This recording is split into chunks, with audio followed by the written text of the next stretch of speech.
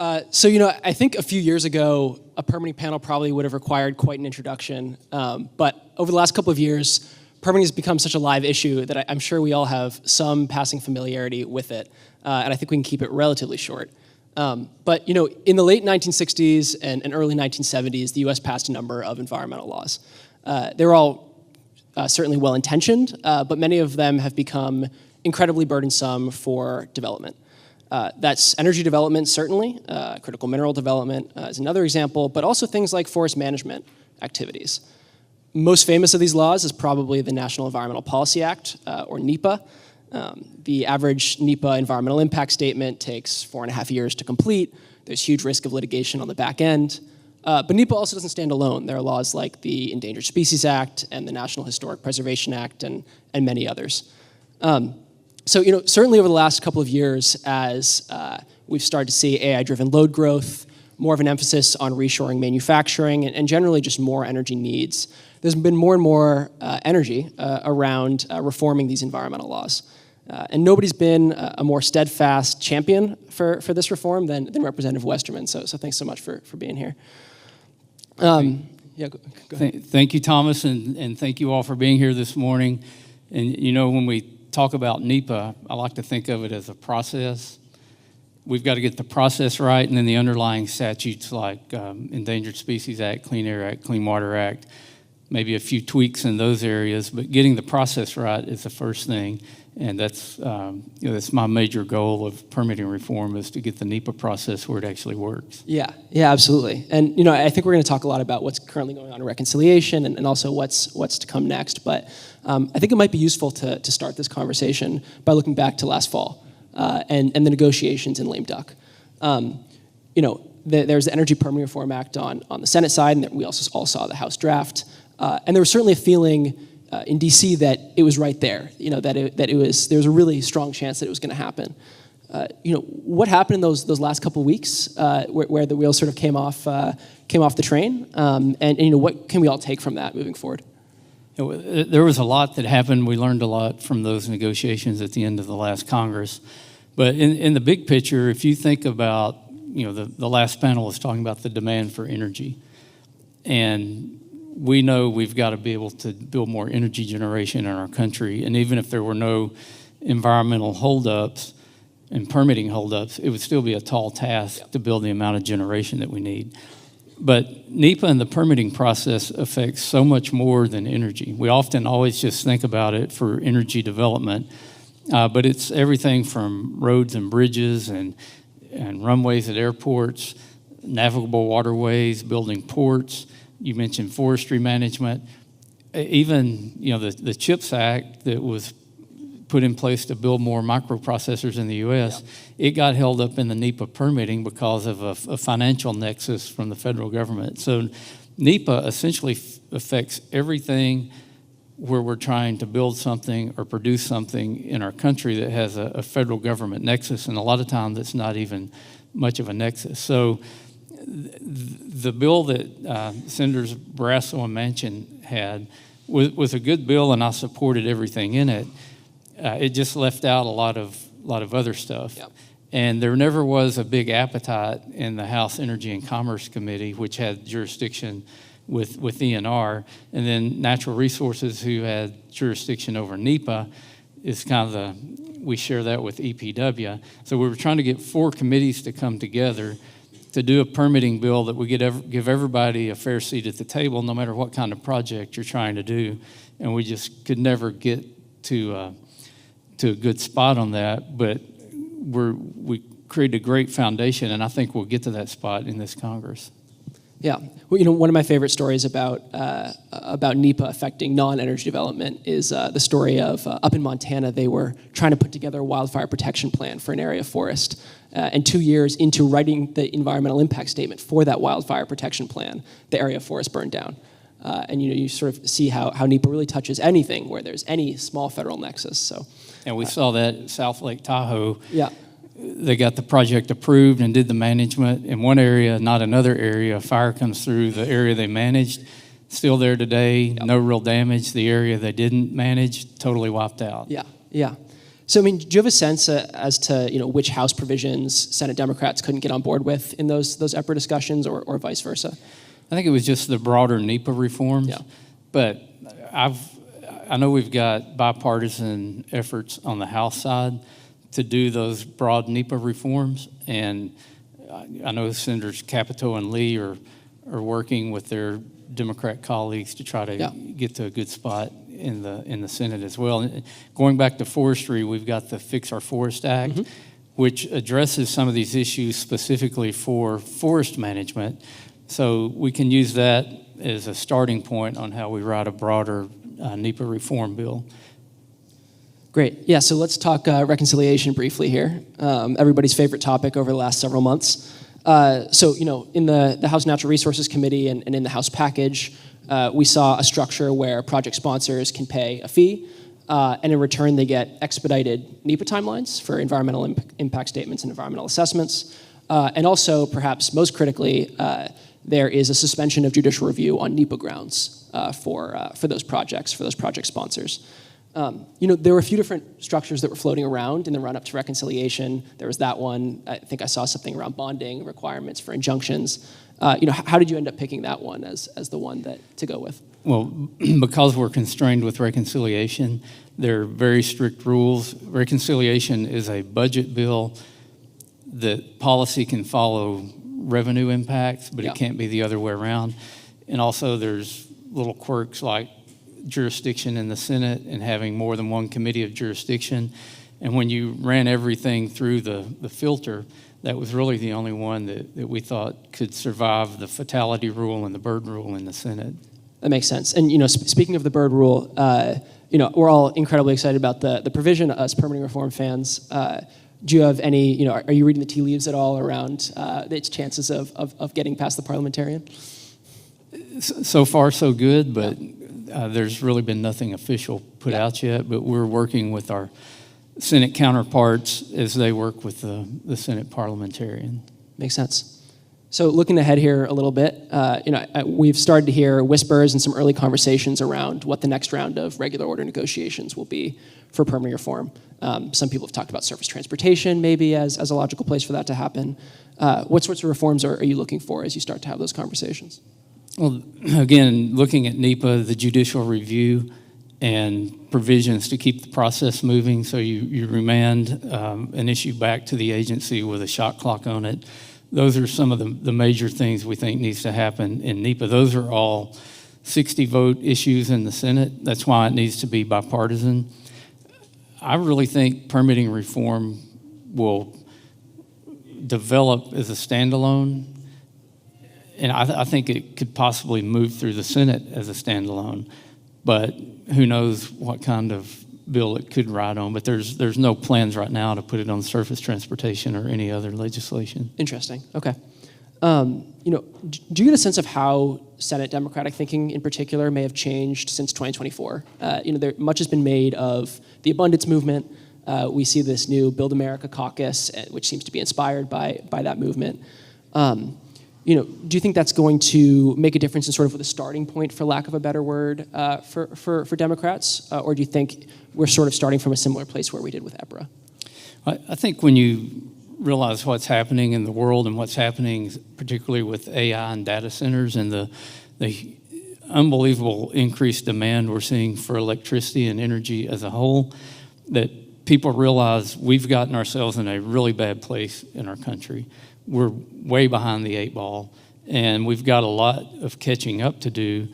And I think on both sides of the aisle, people are realizing that we can't build traditional energy, we can't build so-called clean energy, we can't build anything. And NEPA and the permitting process is what's holding that up. And in the meantime, China built 94 gigawatts of coal generation last year, with over 100 gigawatts planned this year. And to put that in perspective, the last coal plant built in the U.S. was in my district, I think in 2010. It would be building one of those plants every 2 days, which is mind-blowing that somebody could be building that much infrastructure. But it also, exemplifies how far behind we are, especially when you're hearing numbers like people are talking gigawatts on a single data center. Right. And that's just, with an engineering background, that's mind-boggling to me. Yeah, we were talking backstage, Plant Vogtle, right? Each one of those reactors is about a gigawatt. And the last 2 reactors to come online took 16 years and $35 billion. And then you hear Anthropic, one of the big AI developers, saying that by 2027, they want something like 50 gigawatts of AI-specific electricity in the United States, right? It's just like the size of the delta between where we are and what we need is enormous. And we're realizing how we've got to catch up, and we've got to get a permitting process that reacts at the speed of business. We can't go 4.5 years on an average permit, and we can't take 15 or 20 years to build a nuclear power plant, and we also have to have critical minerals and rare earths and all that to electrify, and we can't go 2 and 3 decades on permitting a mine. All of this needs to change and change rapidly so that we can meet the demands. Do you feel like the reshoring of manufacturing certainly, but especially AI, has sort of changed the terms of the discussion? I feel like permanent reform certainly became more popular sort of on a bipartisan basis in the last few years because there was a realization that not only did it hold back traditional energy development, but it also was holding back clean energy deployment at the same time.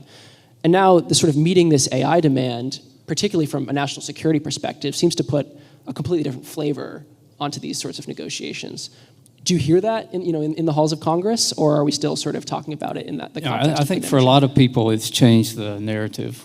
Yeah. That even, I was at a presentation Eric Schmidt did, who wrote the book Genesis with Henry Kissinger, and he said, produce as much electricity as you can from whatever fuel source, and if you put more carbon in the atmosphere, then super AI will figure out how to solve that issue as well. But the real race is who can get to the super AI the fastest, and without energy, you simply can't do it. Yeah. It seems like for certainly in the Senate for Democrats, some sort of transmission siting reform is table stakes to get involved in sort of serious permitting reform negotiations. Do you get a sense of what Republicans are going to need this time around on whether it be NEPA, judicial review, but also maybe Clean Water Act Section 401 or Endangered Species Act or what have you, to feel like the juice is worth the squeeze? Well, again, I look at it in kind of a tiered approach, and NEPA is at the top of the tier. You've got to have a process that works. And even the existing underlying statutes, if we had a process that worked, that didn't get bogged down in judicial review, you can get a record of decision, and in a 6-year time frame, someone can file a suit and stop a project. Yeah. That's not fair to anybody. Yeah. It's a wonder people even go through the process with that provision out there. But get the process that works, and then do as much tweaking to the underlying statutes as possible, and we can make it work. One question that somebody's asked me before, and I feel like I didn't have a great answer to, was say that we get all of the permitting reforms that we want. What does development look like in this country tomorrow? What does it look like, in 2 or 3 years? We need to see a lot of development. We need to see more large-scale manufacturing. When you think about building nuclear power plants or gas turbines, windmills, solar farms, there's a tremendous amount of manufacturing and fabrication that has to take place to do that. Also with transmission lines. And we've got to be able to produce more of that here.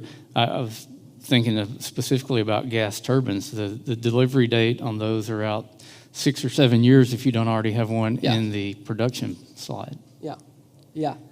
It's we had somebody from GE Vernova here yesterday, and we were talking to them about that, and I think it again adds a different color to these sorts of conversations. The good thing about that means some very good American manufacturing jobs if we can step up to the challenge and actually get the facilities built, and it's across the board, which is going to put even more demand on energy.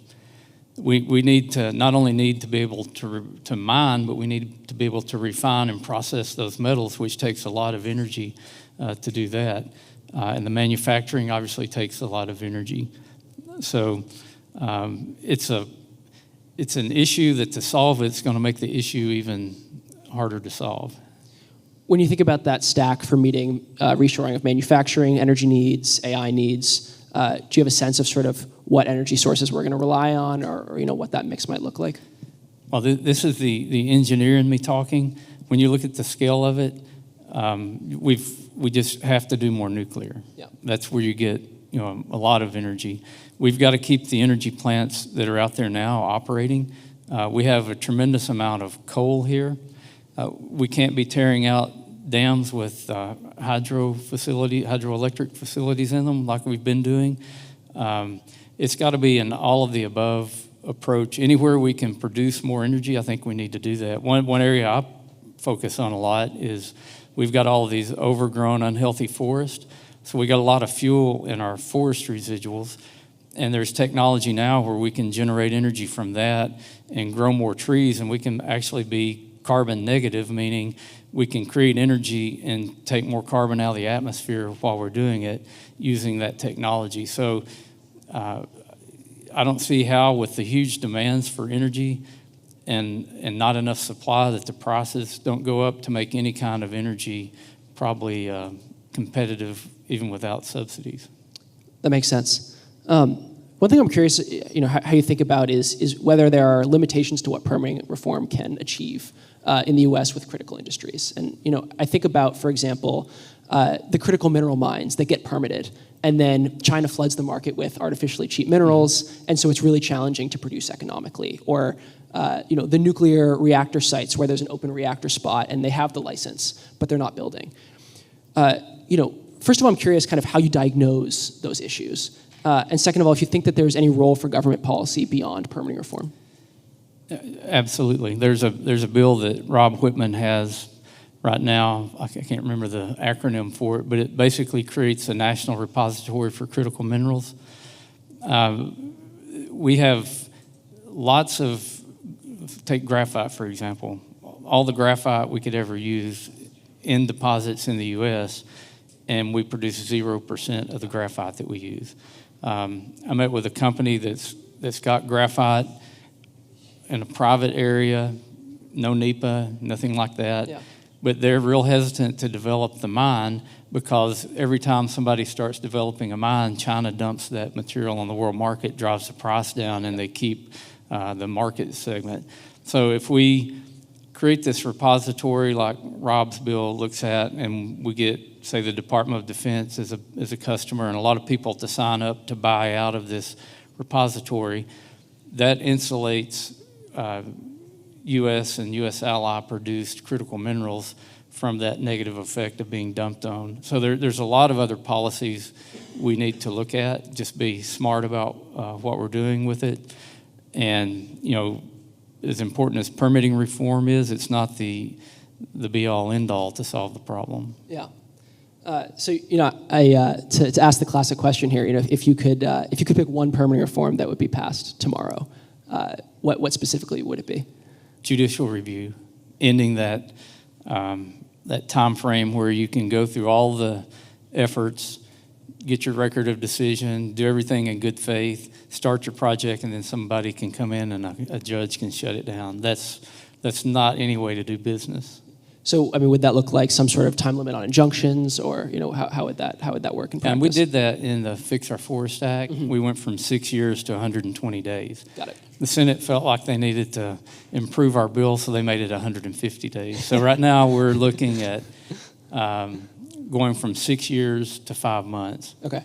And a provision we would like to see in it is that you have to have standing to do the injunction, meaning you had to file a comment during the comment period on that specific issue.